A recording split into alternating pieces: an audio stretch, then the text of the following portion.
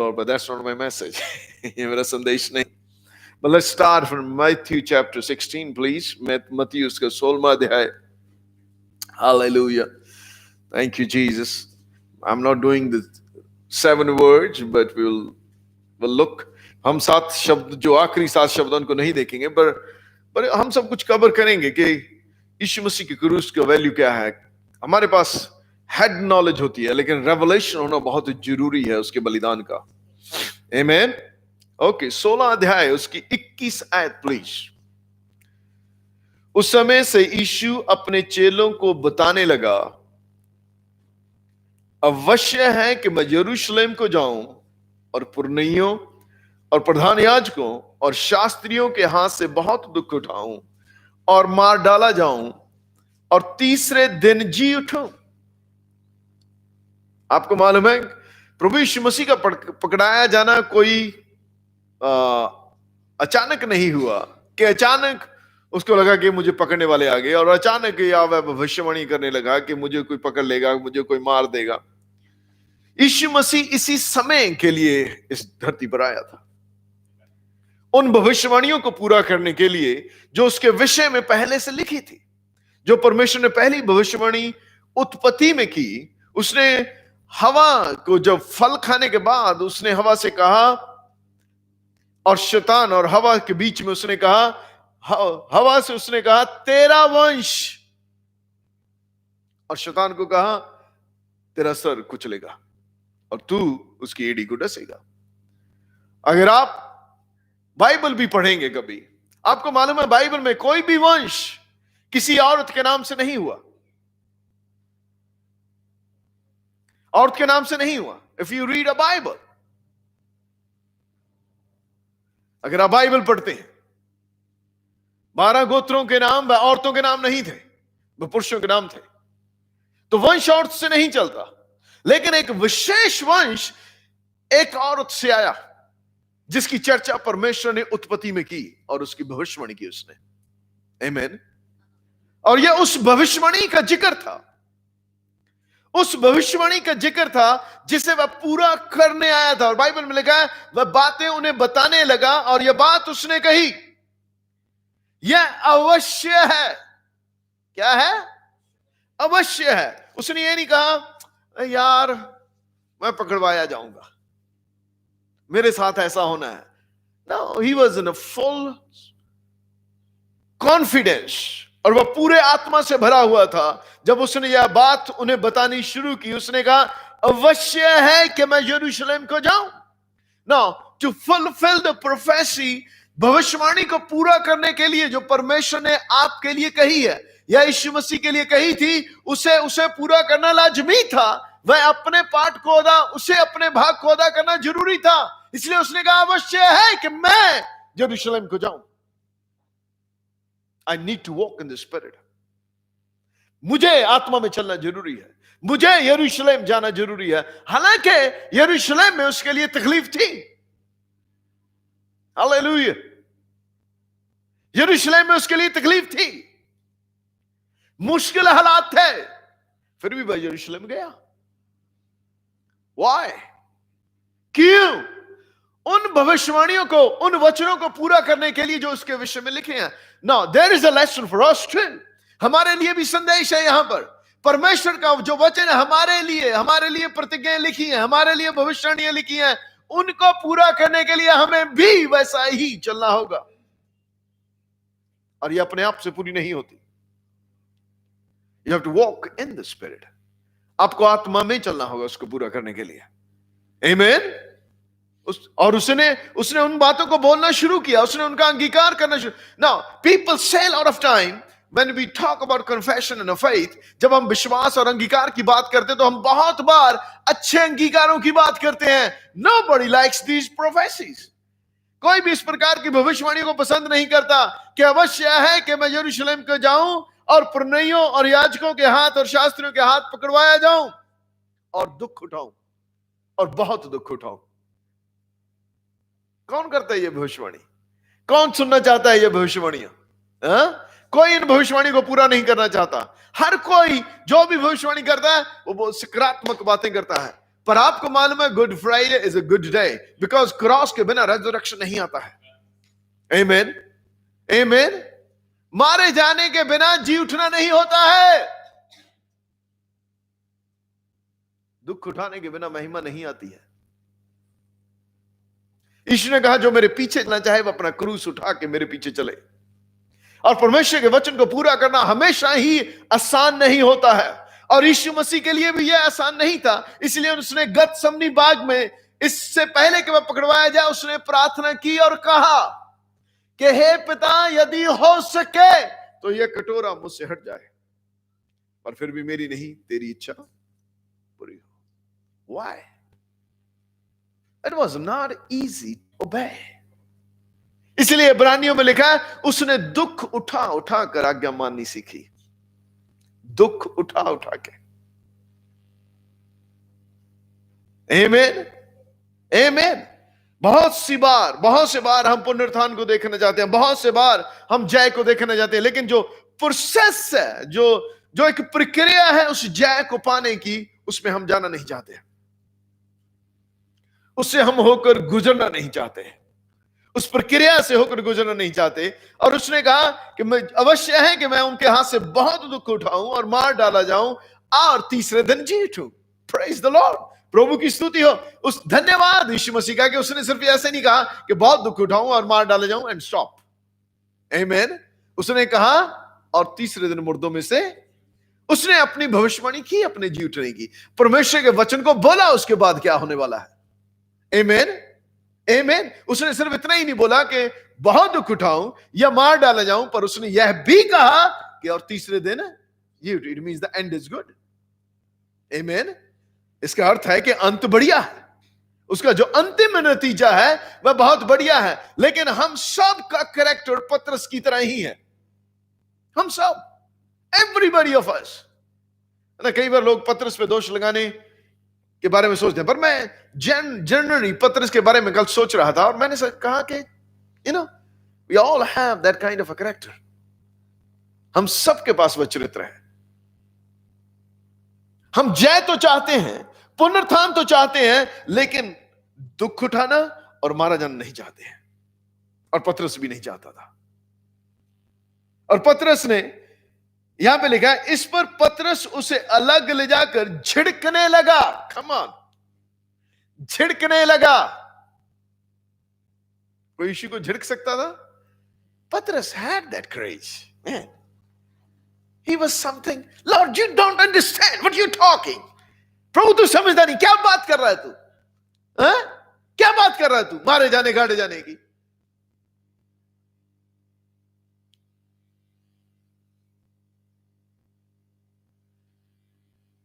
हम बहुत बार ऐसा करते हैं।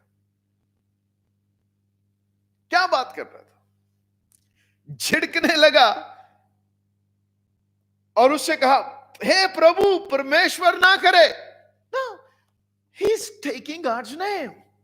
परमेश्वर का नाम ले रहा वो।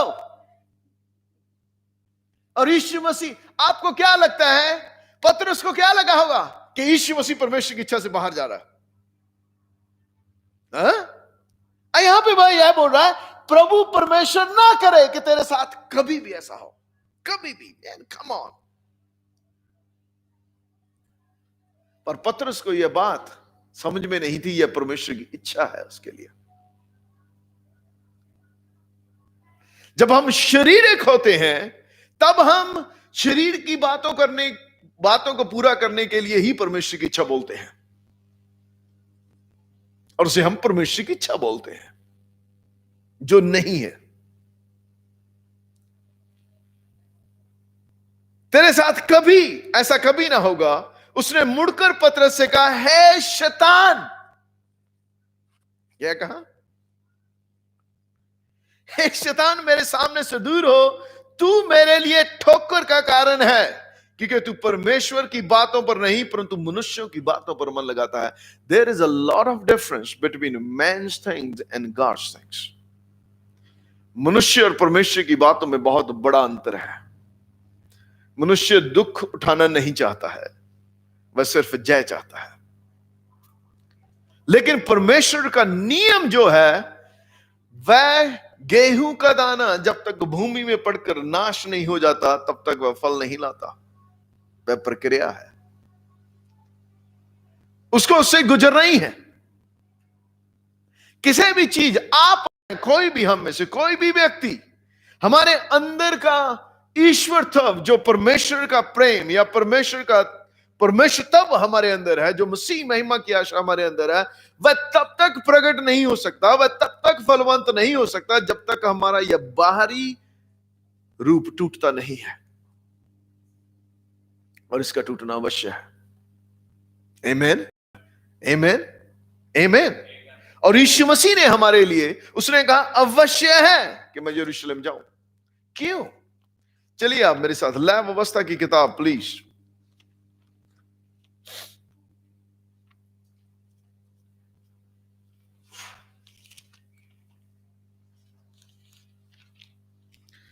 लय व्यवस्था की किताब, उसका 16वां अध्याय।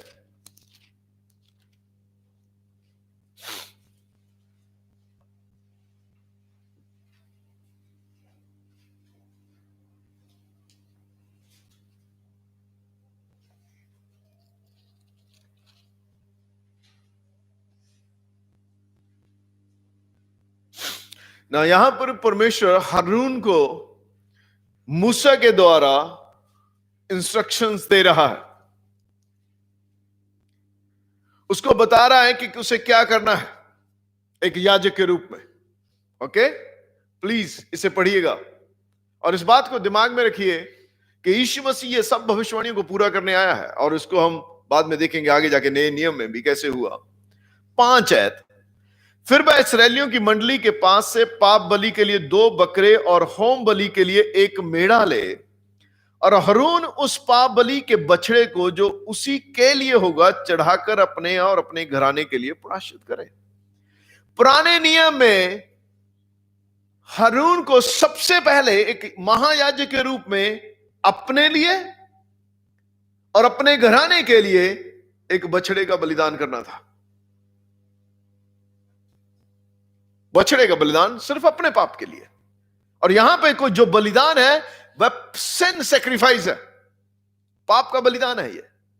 यह भेंट नहीं है, यह होम बलि नहीं है, यह दूसरी ऑफरिंग्स नहीं है, यह धन्यवाद की भेंट नहीं है, यह पाप का बलिदान है। यहां पे लिखा है हारून उस पाप बलि के बछड़े को, किसके? पाप बलि के।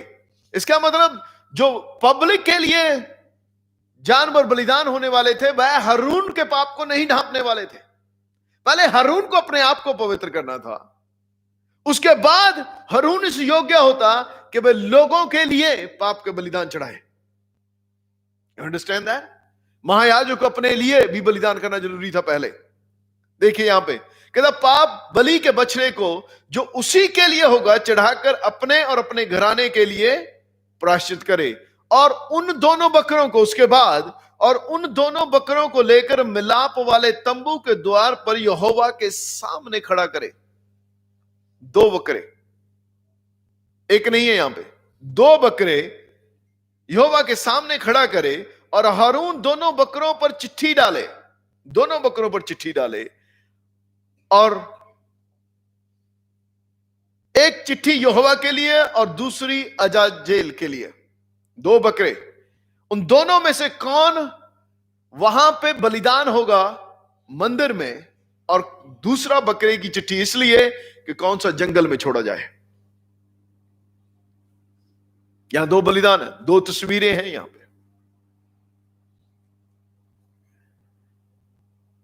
और जिस बकरे पर यहोवा के नाम की चिट्ठी निकले उसको हारून पाप बलि, परंतु जिस बकरे पर अजाजेल के लिए चिट्ठी निकले वह यहोवा के सामने जीवित छोड़ खड़ा किया जाए कि उससे प्रायश्चित किया जाए, और वह अजाजेल के लिए जंगल में छोड़ा जाए। अब यहां 2 बकरे बलिदान होते हैं, एक मंदिर में और एक जंगल में जीवित छोड़ा जाता है। यह तस्वीर है यीशु मसीह जो क्रूस पर बलिदान हुआ, जो हमें दिखाई देता है। बाइबल में लिखा है, पहला पतरस उसका 2 अध्याय और उसकी 24 आयत में लिखा है कि वह हमारे पापों को लिए हुए क्रूस पर चढ़ गया ताकि हम पापों के लिए मर करके धार्मिकता के लिए जीवन बताएं, और उसी के मार खाने से तुम चंगे हुए। पहला वह बकरा उसको दर्शाता है जिसे हम देखते हैं, जो दिखाई देता है, जिसका जिक्र हम करते हैं, जिसके हाथ पैर छेदे गए, जिसकी दाढ़ी के बाल नोचे गए, जिसके सर पे कांटों का ताज रखा गया, जिसकी निंदा की गई, जिसे मारा गया, जिसके भाला मारा गया, कोड़े मारे गए, जिसकी तस्वीर हम दुकानों में, चर्चों में, घरों में देखते हैं। वह तस्वीर में पहले बकरे की है जो सामने दिखाई देता है। हमारा छुटकारा सिर्फ आत्मिक ही नहीं बल्कि शारीरिक रूप से भी हुआ है। आमीन, हालेलुया। और वह पूर्ण छुटकारा था। वह पहला बकरा जो क्रूस पर लटकाया गया, यह उसको दर्शाता है। और वह परमेश्वर के सामने बलिदान हुआ। आपको मालूम है उस बलिदान से क्या हुआ? जैसे ही यीशु मसीह ने प्राण त्याग दिए थे, बाइबल में लिखा है मंदिर का पर्दा ऊपर से लेकर नीचे तक फट गया। परमेश्वर की उपस्थिति बाहर आ गई उस दिन, और परमेश्वर की उपस्थिति उपलब्ध हो गई सारे संसार के लिए, सारे संसार के लिए। That's why it's a good Friday. It's a good day. Hallelujah. क्योंकि परमेश्वर उस दिन उस मंदिर से, उस यरूशलेम के मंदिर से बाहर आ गया लोगों से मिलने। उससे पहले वह लोगों से नहीं मिलता था। इस्राएलियों को साल में एक बार जाना पड़ता था, पुरुषों को यरूशलेम। सामरी औरत ने, आपको मालूम है, जब कहा कि तुम कहते हो कि भजन यहां करना चाहिए, पर तुम्हारे पुरखा कहने के यरूशलेम में करना चाहिए, हमारे पुरखा कहते हैं यहां करना चाहिए। पर यीशु मसीह ने कहा बस समय है और आता है जब पिता की आराधना, लोग परमेश्वर की आराधना ना यरूशलेम में करेंगे ना यहां करेंगे, बल्कि आत्मा और सच्चाई से करेंगे। आमीन। इसका मतलब हर जगह उपलब्ध हो जाएगा। Hallelujah, hallelujah. और वह उपलब्ध हो गया उस दिन, वह उपलब्ध हो गया उस दिन जब यीशु मसीह क्रूस पर मारा गया। इसीलिए उसने कहा पूरा हुआ, finished. I finished the work of redemption. Oh, glory to God. Praise the name of Jesus. Amen. Amen. आपके लिए और मेरे लिए, हमारे लिए उसने ऐसा किया। वह बकरा उस दिन, वह पहला बकरा वहां पे बलिदान हुआ। और उसके बाद मूसा उसे बोलता है, परमेश्वर जो हिदायतें उसे देता है। 12वीं आयत प्लीज। और जो वेदी यहोवा के सम्मुख है उस पर के जलते हुए कोलों से भरे और धूपदान को लेकर अपनी दोनों मुट्ठियों को कूटे हुए सुगंध धूप से भरकर बीच वाले पर्दे के भीतर ले जाकर उस धूप को यहोवा के सम्मुख आग में डाले, जिससे धूप का धुआं साक्षी पत्थर के ऊपर के प्रायश्चित के ढकने के ऊपर छा जाए, नहीं तो वह मर जाएगा। तब वह बछड़े के लहू में से कुछ लेकर पूर्व की ओर प्रायश्चित के ढकने के ऊपर अपनी उंगली से छिड़के, और फिर उस लहू में से कुछ उंगली के द्वारा उस ढकने के सामने की 7 बार छिड़के। फिर वह उस पाप बलि के बकरे को, जो साधारण जनता के लिए होगा, बलिदान करके उसके लहू को बीच वाले पर्दे के भीतर ले आए। और लहू बहुत महत्वपूर्ण है। यीशु का लहू आज भी बोलता है। आमीन। आप सोचिए, उस बकरे का लहू जो उन्हें हर साल चढ़ाने पड़ते थे, वो उसको 1 साल के लिए परमेश्वर की उपस्थिति में आने का परमिट देता था। सिर्फ 1 साल।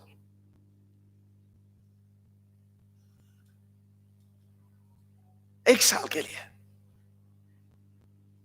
वह लहू छिड़का जाता था। और बाइबल में लिखा यीशु मसीह ने वह लहू सिंहासन के सामने छिड़का। इसलिए बाइबल में लिखा हमें उसके लहू के कारण उसके सिंहासन के पास आने का हयाव होता है। क्या होता है? हयाव होता है उस लहू के कारण। यहां पे लिखा है, परमेश्वर ने कहा अगर वह नहीं छिड़के तो वह मर जाएगा।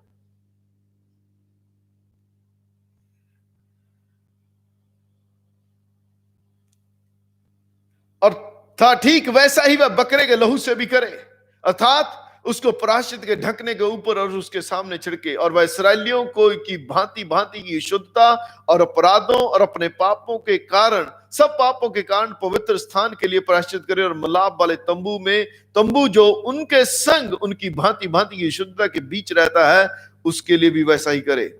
जब हरून प्रायश्चित करने के लिए पवित्र स्थान में प्रवेश करे, तब से जब तक वह अपने और अपने घराने और इस्राएल की सारी मंडली के लिए प्रायश्चित करके बाहर ना निकले, तब तक कोई मनुष्य मिलाप वाले तंबू में ना रहे। फिर वह निकलकर उस वेदी के पास जो यहोवा के सामने जाए और उसके लिए प्रायश्चित करे, अर्थात बछड़े के लहू और बकरे के लहू दोनों में से कुछ लेकर उस वेदी के चारों कोनों के सींगों पर लगाए। आपको मालूम है यहाँ पे बछड़े और बकरे दोनों का लहू था, एक हारून के अपने और अपने पाप के लिए, अपने घराने के पाप के लिए और लोगों के पाप के लिए। पहले उसे अपने आप को पवित्र करना, फिर दूसरों के लिए उसको बलिदान करना था। और उस लहू में से कुछ अपनी उंगली के द्वारा 7 बार उस पर छिड़क कर उसे इसराइलियों की भांति भांति की अशुद्धता छुड़ाकर शुद्ध और पवित्र करे। जब वह पवित्र स्थान और मिलाप वाले तंबू और वेदी के लिए प्रायश्चित कर चुके, तब जीवित बकरे को आगे ले आए। आपको मालूम है पहला बकरा मरने तक जीवित बकरे का कुछ नहीं होता है। जीवित बकरे का बलिदान उसके बाद शुरू होता है। यीशु शरीर में मरा, पर उसका आत्मा का बलिदान उसके बाद, उसके आत्मा का काम उसके बाद शुरू हुआ। दूसरे बकरे का जो दिखाई नहीं देता, उसे क्या किया गया?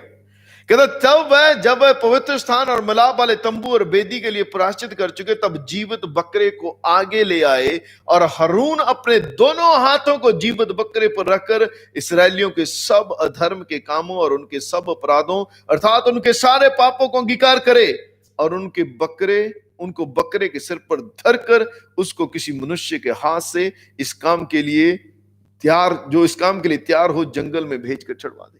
आप यहां पे उंगली रखिए अब, और मेरे साथ दूसरा कुरिन्थियों 5 उसकी 21 चलिए। दूसरा कुरिन्थियों 5 की 21 प्लीज।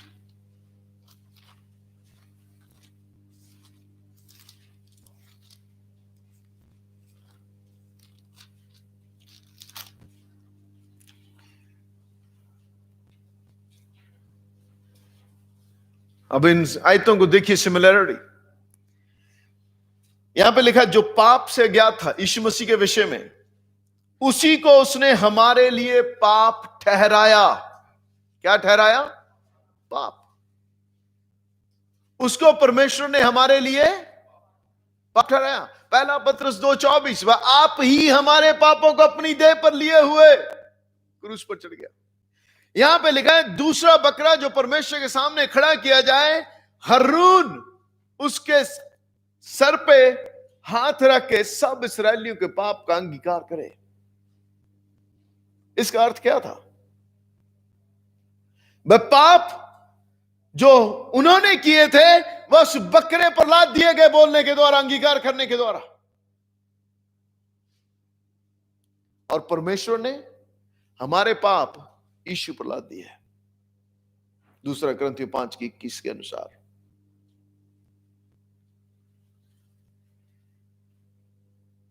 हमारे पाप, लिखा जो पाप से गया था उसी को उसने हमारे लिए पाप ठहरा दिया। और जब कोई व्यक्ति, यीशु मसीह पापी नहीं था, उसने पाप नहीं किया, उसकी आत्मा में कोई शैतानिक स्वभाव नहीं आया। There was no sin in his spirit. बकरे ने कोई पाप नहीं किया था, but he was a carrier of a sin. बकरा पापों को उठा लेने वाला प्राणी था जो इस्राएलियों के पाप को उठा ले गया। और यीशु मसीह भी हमारे पापों को कैरी करने वाला व्यक्ति था। कैरी, इसीलिए लिखा है जो पाप से गया था उसी को परमेश्वर ने हमारे लिए पाप ठहरा दिया। God needed somebody. परमेश्वर को किसी की जरूरत थी जो मानव जाति के पाप उठा ले जाए। यूहन्ना ने कहा वह आता है परमेश्वर का मेमना जो जगत के पाप को उठा ले जाता है। क्या लिखा है?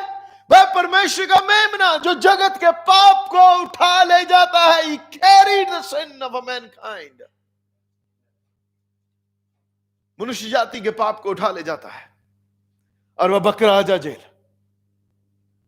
वह उसी तरह था, वह लोगों की तरफ से था, लेकिन यह परमेश्वर की तरफ से दिया गया था। इसलिए यूहन्ना से परमेश्वर का मेमना बोलता है।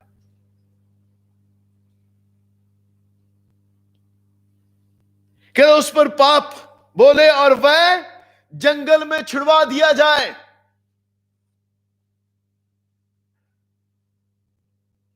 इसलिए वह मनुष्यों से बकरे को जंगल में छोड़ दे। अब आप सोचिए जंगल में क्या होता होगा एक बकरे के साथ।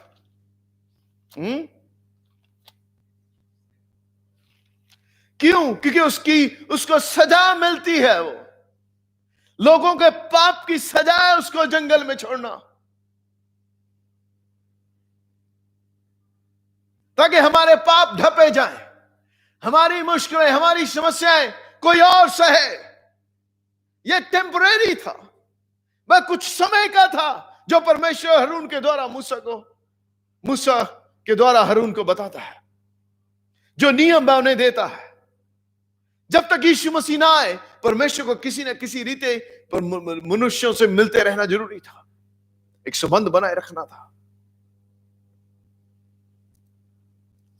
लेकिन आपको मैं बताता यीशु मसीह के साथ क्या हुआ।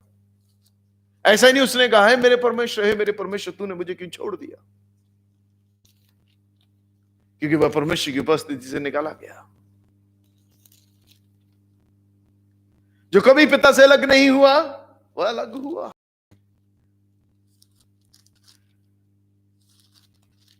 हालेलुया।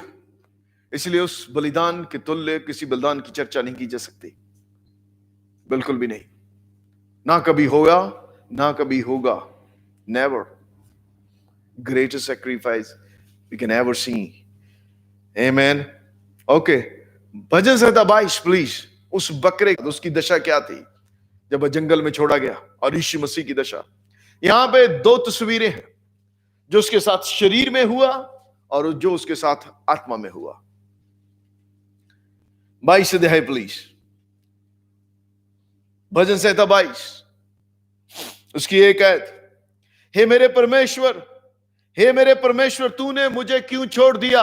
क्या आपने यह आयत नए नियम में पढ़ी? ये दाऊद आत्मा में होकर भविष्यवाणी करता है, आत्मा में होकर बोलता है। उसने बहुत, यहां पे यीशु मसीह के क्रूसिफिकेशन की साफ भविष्यवाणी है। यहां पर तू मेरी पुकार से और मेरी सहायता करने से क्यों दूर रहता है, मेरा उद्धार कहां है। हे मेरे परमेश्वर, मैं दिन को पुकारता हूं परंतु तू उत्तर नहीं देता, और रात को भी मैं चुप नहीं रहा, परंतु तू जो इस्राएल की स्तुति के सिंहासन पर विराजमान है, तू तो पवित्र है। इसलिए बाइबल में लिखा यीशु मसीह के मुंह से कोई छल की बात भी नहीं निकली, बस ताया गया और बस सहता रहा। उसने परमेश्वर को एक बार भी कंप्लेन नहीं किया, बल्कि उसने उसकी स्तुति की। उसने कहा तू जो इस्राएल की स्तुति पर सिंहासन पर विराजमान है, तू तो पवित्र है। हमारे पुरखा तुझी पर भरोसा रखते थे, वे भरोसा रखते थे और वे तू उन्हें छुड़ाता था। उन्होंने तेरी दुहाई दी और तूने उनको छुड़ाया। वे तुझी पर भरोसा रखते थे और कभी लज्जित ना हुए। You see, he was speaking still positive. अभी भी वह विश्वास का और वचन का अंगीकार कर रहा है। जब वह क्रूस पे लटका है, जब वह दुख से गुजरता है, जब वह अजाजेल का बकरा बना हुआ है, तब भी वह परमेश्वर की स्तुति करता है। परंतु मैं तो कीड़ा हूं, मनुष्य नहीं। मनुष्य में मेरी नाम धराई और लोगों में मेरा अपमान होता है। क्या यीशु मसीह का अपमान हुआ? क्या उसकी नाम धराई हुई? क्या वह उसके साथ कीड़े की तरह बर्ताव किया गया? यस, वह कुचला गया।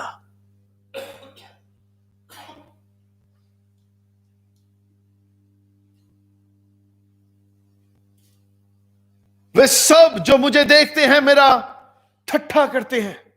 उन्होंने उसका ठट्ठा किया, मेरा ठट्ठा करते हैं और होंठ बिचकाते और ये कहते हुए सिर हिलाते हैं, अपने यहोवा को, अपने आप को यहोवा के वश में कर दे, वही उसको छुड़ाए, वह उसको उभारे, क्योंकि वह उससे प्रसन्न है।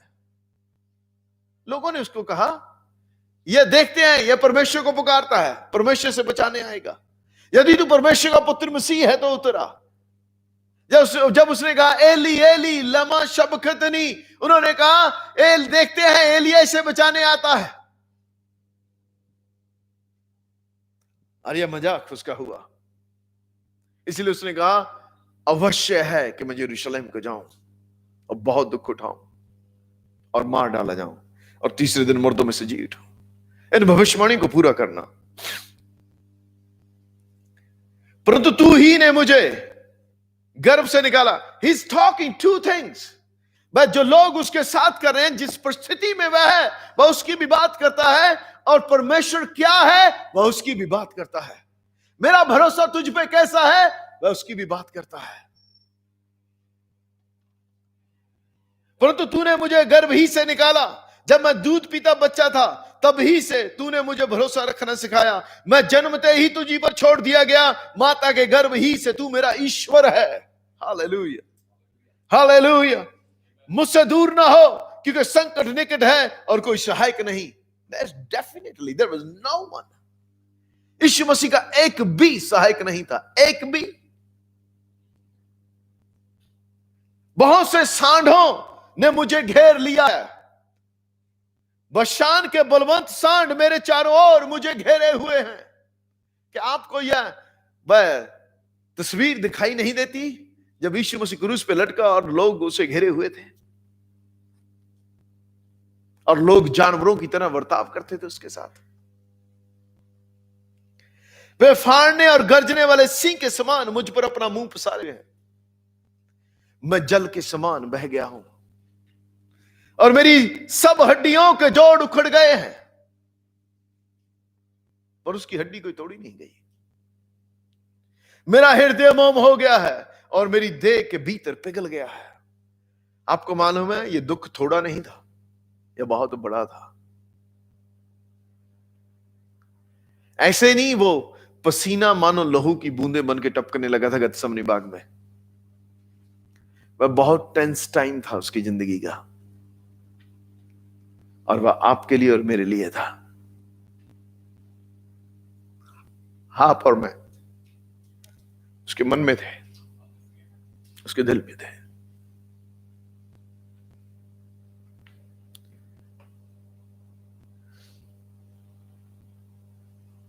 इसलिए वह आपसे और मुझसे कुछ नहीं रख सकता, कुछ नहीं छुपा सकता।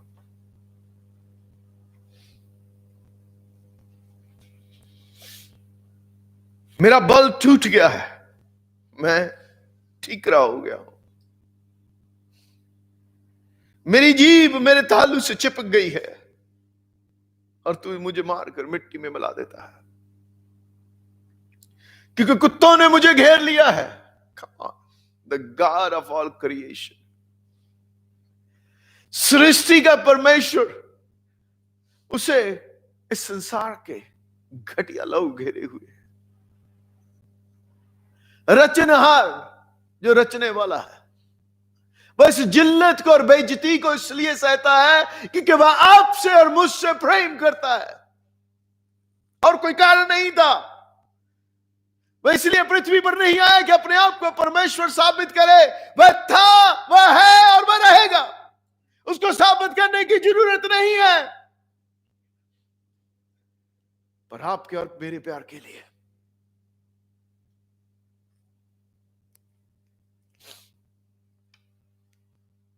कुत्तों ने मुझे घेर लिया है और कुकर्मियों की मंडली मेरे चारों ओर मुझे घेरे हुए। वे मेरे हाथ और पैर छेदते हैं। You think that did he pray? उसने क्रूस पे यह प्रार्थना की अंदर अंदर, कहता वे मेरे हाथ और पैर छेदते हैं। क्रूस की मौत कोई आसान मौत नहीं थी, वह जिल्लत की मौत थी। वह जल्लत की मौत थी, वह बहुत बेइज्जती वाली मौत थी,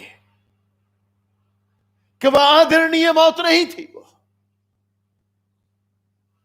वह एक गिरे हुए व्यक्ति की मौत थी, जैसे कि गिरे हुए को लोग बेइज्जत करते हैं, वैसा था।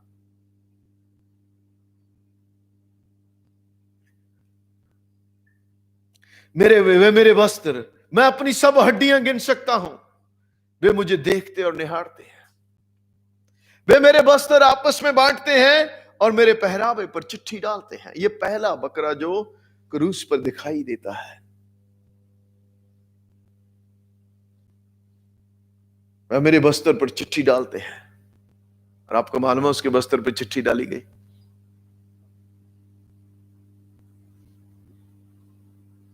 इसलिए उसने कहा अवश्य है कि मैं यरूशलेम। अवश्य पता क्यों था? आप और मेरे लिए। अगर आप ऑनलाइन भी सुन रहे हैं, यीशु से बढ़कर आपको कोई प्यार नहीं करता है प्रियो। चाहे वो आपका कोई प्रेमी है, प्रेमिका है, पति है, पत्नी है, माँ और बाप और बच्चे, anybody, no one loves you like God. Yeshu के समान आपको कोई प्यार नहीं करता है। उसे ग्रहण कर लीजिए। यह उसने आपके लिए और मेरे लिए किया। परंतु तू, हे यहोवा, तू दूर न रह। हे मेरे सहायक, मेरी सहायता के लिए फुर्ती कर। मेरे प्राण को तलवार से बचा, मेरे प्राण को कुत्ते के पंजे से बचा। यह दूसरा भाग है जहां अजाजेल का बकरा छोड़ा गया, जब अधोलोक में गया, जब उसकी आत्मा अधोलोक में उतरी। मुझे सिंह के मुंह से बचा, हां, जंगली सांडों के मुंह से तूने मुझे बचा लिया है। मैं अपने भाइयों के सामने तेरे नाम का प्रचार करूंगा, सभा के बीच में मैं तेरी प्रशंसा करूंगा।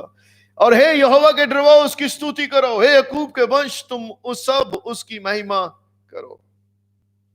इस्राएल के वंश, तुम उसका भय मानो, क्योंकि उसने दुखी को तुच्छ नहीं जाना।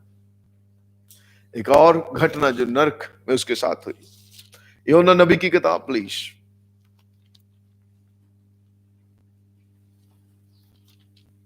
उसका दूसरा अध्याय।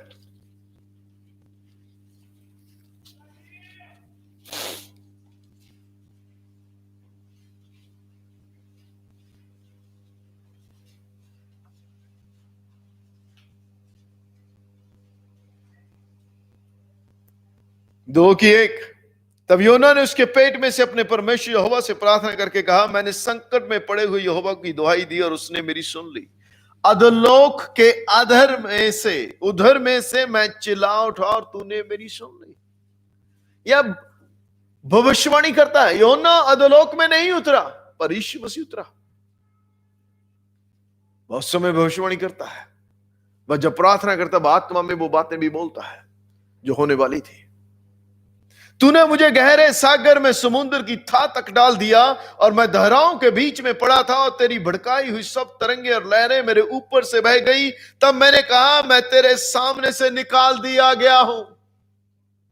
मैं तेरे सामने से निकाल दिया गया हूं। कैसे? मैं तेरे पवित्र मंदिर की ओर फिर ताकूंगा। मैं जल से यहां तक गिरा हुआ था कि मेरे प्राण निकले जाते थे। गहरा सागर मेरे चारों ओर था, और मेरे सिर में सिवार लिपटा हुआ था। सिवार मीन्स मौत लिपटी हुई थी। मैं पहाड़ों की जड़ तक पहुंच गया था। मैं सदा के लिए भूमि में बंद हो गया था। योना कभी भी भूमि में बंद नहीं हुआ, पर यीशु मसीह हुआ।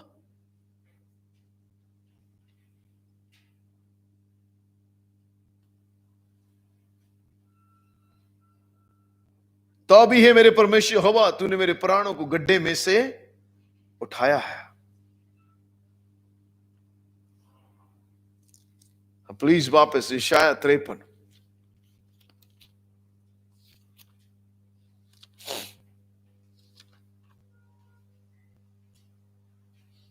अब आप इसको पूरा पढ़िए। यह बहुत साफ तस्वीर है। जो समाचार हमें दिया गया, उसका किसने विश्वास किया? One actually. और यहोवा का भुजबल किस पर प्रकट हुआ? क्योंकि वह उसके सामने अंकुर के समान और ऐसी जड़ के समान होगा जो निर्जल भूमि में फूट निकले। उसकी ना तो कुछ सुंदरता थी कि हम उसको देखते। यीशु का चेहरा दिखाई देता है जब हम क्रूसिफिकेशन की तस्वीरें देखते हैं, पर बाइबल में लिखा हुआ एक मांस का टुकड़ा दिखाई देता था। यहां पे लिखा है उसकी ना तो कुछ सुंदरता थी कि हम उसको देखते, ना उसका रूप ही हमें ऐसा दिखाई पड़ा कि हम उसको चाहते। आप मुंह फेर लेते उससे।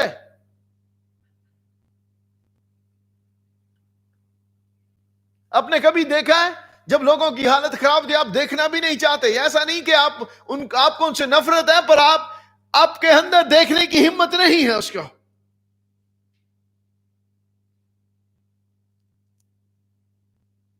कि हम उसको चाहते। वह तुच्छ जाना जाता और मनुष्यों को त्यागा हुआ था। वह दुखी पुरुष था, रोग से उसकी जान पहचान थी और लोग उससे मुख फेर लेते थे। वह तुच्छ जाना गया। क्या जाना गया? तुच्छ। तुच्छ जाना गया। वह तुच्छ जानने के लायक नहीं था, पर आपके और मेरे कारण उसने वह भी सहा। उसके अंदर यही था कि अगर वह हमें पाले तो अगर उसके लिए मैं तुच्छ भी जाना जाऊं तो भी कोई बात नहीं।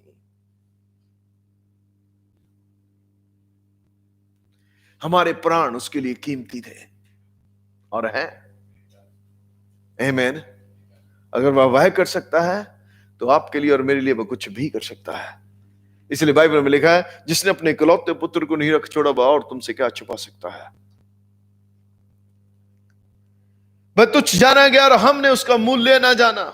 निश्चय उसने हमारे रोगों को सह लिया और हमारे ही दुखों को उठा लिया, तो भी हमने उसे परमेश्वर का मारा कूटा और दुर्दशा में पड़ा हुआ समझा।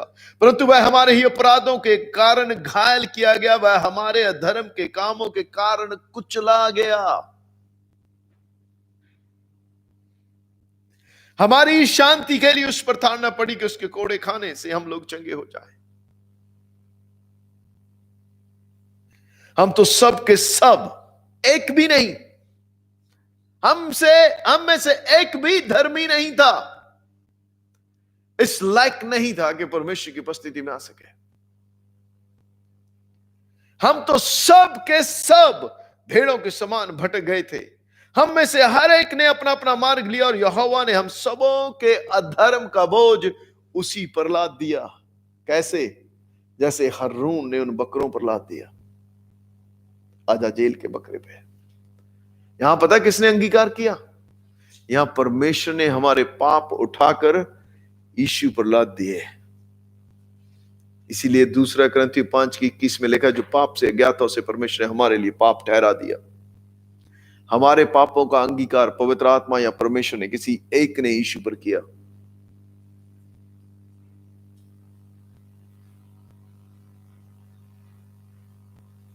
हमारे अधर्म का बोझ उसी पर लाद दिया गया।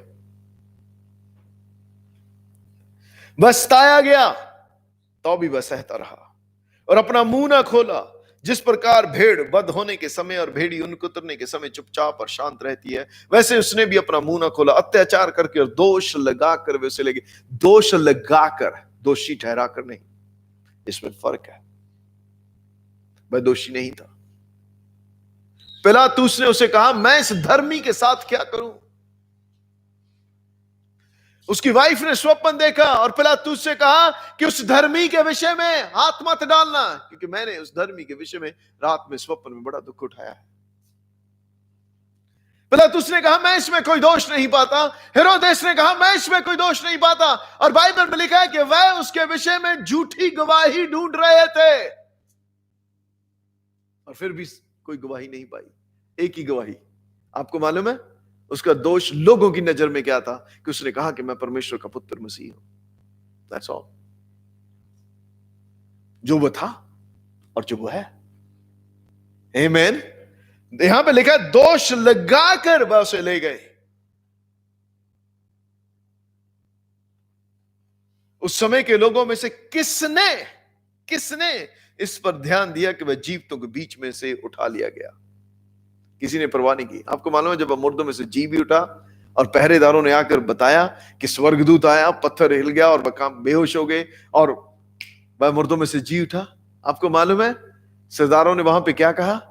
तुम जाके लोगों से कहो कि उसके चेले आए थे और उसकी देह को उठा के ले गए और कहने लगे कि वो मुर्दों में से जी उठा है। Nobody cares। आज भी बहुत से लोग हैं जिस बात पर ध्यान नहीं देते कि यीशु मुर्दों में से जी उठा। पर अगर आप ऑनलाइन सुनते हैं तो जान लीजिए कि यीशु मसीह मुर्दों में से जी उठा है और आप उस पर विश्वास कीजिए, वो आपकी जिंदगी बदल देगा। यह कोई कहानी नहीं है पर यह रियल इतिहास है। हालेलुया।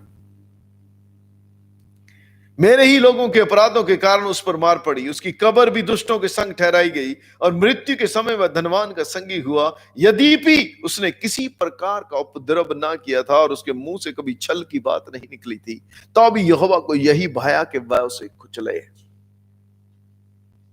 परमेश्वर को भाया। उस स्थान पे कुचले जाने वाले स्थान पे हम थे। उसने हमें हमारा कुचलना, हमारे पाप को लिया, उस पे लाद के उसे कुचला। उसने सजा को भुगता जो हमें भुगतनी थी। इसीलिए यह हमारे लिए गुड फ्राइडे है। आमेन, आमेन।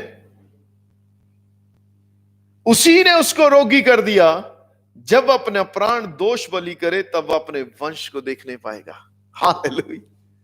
हमें देखने के लिए उसने यीशु को दोष बलि किया, पाप बलि। आपको और मुझे देखने के लिए, उसके वंश को, हम उसका वंश है। आमीन। एक पुत्र को बो के उसने बहुत से पुत्र काटे। Hallelujah, hallelujah. और उसके हाथ से यहोवा की इच्छा पूरी हो जाएगी। और यीशु मसीह के हाथ से यहोवा की इच्छा पूरी होती है। इसलिए बाइबल में लिखा परमेश्वर नहीं चाहता कि कोई भी नाश हो। यह उसकी इच्छा है। और कैसे इच्छा पूरी होती है? कि लोग बच जाएं यीशु के द्वारा, क्योंकि और मनुष्यों के बीच में और स्वर्ग के नीचे कोई और नाम नहीं है यीशु मसीह के नाम को छोड़ के। वह परमेश्वर की इच्छा को पूरी करता है। Hallelujah, hallelujah. इसलिए हम जो मसीह हैं, हमारे लिए बहुत महत्वपूर्ण है कि हम सुसमाचार को प्रचार करें ताकि हम उसकी इच्छा में शामिल हो जाएं जो यीशु ने 2000 साल पहले पूरी की है। आमीन, आमीन, हालेलुया। वह अपने प्राणों का दुख उठाकर उसे देखेगा और वह तृप्त होगा। अपने ज्ञान के द्वारा मेरा धर्मी दास बहुतेरों को धर्मी ठहराएगा और उनके अधर्म के कामों का बोझ आप उठा लेगा। इस कारण मैं उसे महान लोगों के संग भाग दूंगा और वह सामर्थियों के संग लूट बांट लेगा, क्योंकि उसने अपना प्राण मृत्यु के लिए उंडेल दिया है। वह अपराधियों के संग गिना गया, तो भी उसने बहुतों के पाप के बोझ को उठा लिया और अपराधियों के लिए विनती करता है। वह आज भी जीवित है।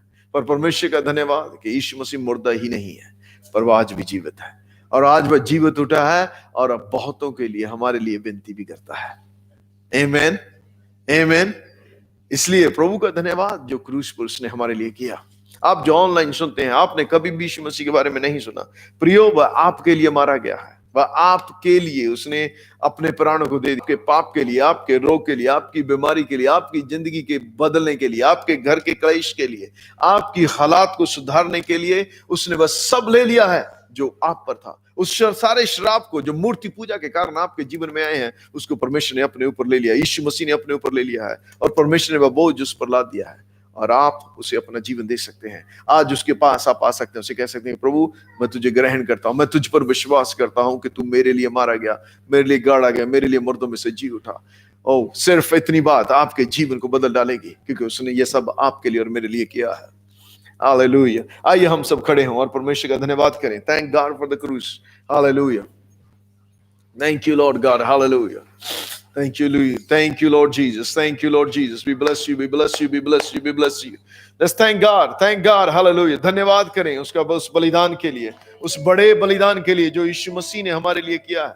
प्रियो, वह बलिदान छोटा नहीं था, वह बलिदान बहुत बड़ा था और हमारा छुटकारा उसने पूर्ण किया है 100% आत्मिक, मानसिक और शारीरिक। Hallelujah. Thank you, Lord Jesus. Thank God for it. Thank God for it. कहिए उसे, तेरा धन्यवाद मेरे छुटकारे के लिए, ओ मेरे आत्मिक छुटकारे के लिए, मेरे मानसिक और मेरे शरीर के छुटकारे के लिए तेरा धन्यवाद प्रभु जी। Hallelujah. Thank you Lord Jesus. Thank you Lord. Thank you, thank you, thank you, thank you, thank you, thank you father. Come on, praise him. Thank you, Lord Jesus. Thank you, Lord. Thank you, Lord Jesus. क्रूस के लिए तेरा धन्यवाद प्रभु जी. Thank you, Lord, for the cross. Thank you for the blood of the Lamb. मेमने के लहू के लिए धन्यवाद. उस पवित्र लहू के लिए जो आज भी बातें करता है, जो आज भी हमारे लिए बहता है. हालेलुया. उस बलिदान के लिए धन्यवाद. उस बलिदान के लिए धन्यवाद. उस पवित्र बलिदान के लिए धन्यवाद. धन्यवाद, धन्यवाद ईश्वर. धन्यवाद मेरे परमेश्वर. Thank you, Lord. Come on, give thanks to Him. Hallelujah. उसे धन्यवाद दीजिए. आप जो ऑनलाइन भी वॉच करें, come on, lift up your hands and thank God. Thank God for the sacrifice. ओ धन्यवाद उस बलिदान के लिए. हालेलुया. उस बलिदान के लिए धन्यवाद प्रभु जी. उस महान बलिदान के लिए तेरा धन्यवाद. तेरे पुत्र यीशु के लिए तेरा धन्यवाद. तू मुर्दों में से जी उठा, तेरा धन्यवाद. मेरे पापों को उठाने के लिए तेरा धन्यवाद. मेरे लिए क्रूस पर मारे जाने के लिए तेरा धन्यवाद. Thank you. Meeting with us. Father, I thank you. हमसे क्रूस पर यीशु के साथ मिलने के लिए तेरा धन्यवाद. हमारे साथ मेल मिलाप करने के लिए तेरा धन्यवाद. Come on, second. Thank you. क्रूस के लिए धन्यवाद. कीमत जो है तूने किया दान, लेकर सारे पापों श्राप दिया फर्जंद. है अनोखा प्यार. क्रूस के लिए धन्यवाद. क्रूस के लिए धन्यवाद. Come on, give thanks to the Lord. कीमत जो है तूने किया दान, लेकर सारे पाप और श्राप दिया फर्जंद. है अनोखा प्यार. प्यार के लिए धन्यवाद. तेरे छीले हाथों के मेरे हाथ और पैर छेदते हैं.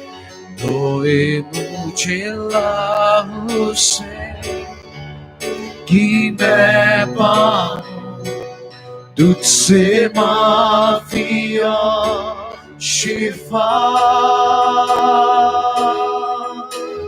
योग्य है मेमना यीशु प्रभु है. यीशु प्रभु है. हालेलुया. राज करे सिंहासन पर. जयवंत है तू. जो तेरा नाम प्रभुओं का प्रभु. स्वर्ग का प्रिय क्रूसित हुआ. योग्य है देखना. योग्य है देखना. Thank you, Lord. Thank you, Lord. क्रूस के यदि आप चाहे ऑनलाइन चाहे आप आज तक यीशु को अपना प्रभु और मुक्तिदाता ग्रहण नहीं किया है, आज तक आपने उसके बलिदान के मूल्य को नहीं जाना है, आज आप उसे जान सकते हैं. आज उस पर विश्वास कर सकते हैं. अगर आप में से कोई है, चाहे यहां चाहे आप ऑनलाइन वॉच करते हैं और यीशु को कहना चाहते हैं कि प्रभु जी, मैंने तेरे बलिदान के मूल्य को आज तक नहीं जाना, पर आज जानना चाहता हूं। आज मैं तुझे अपना जीवन सौंपना चाहता हूं और विश्वास करना चाहता हूं कि तू मेरे लिए मारा गया, तू मेरे लिए, मैं परमेश्वर का मेमना बना जो मेरे पापों को उठा ले गया। आप आगे आ सकते हैं, आप घर पे कहीं भी वॉच कर रहे हो, आप उसे ग्रहण कर सकते हैं। Is there anybody?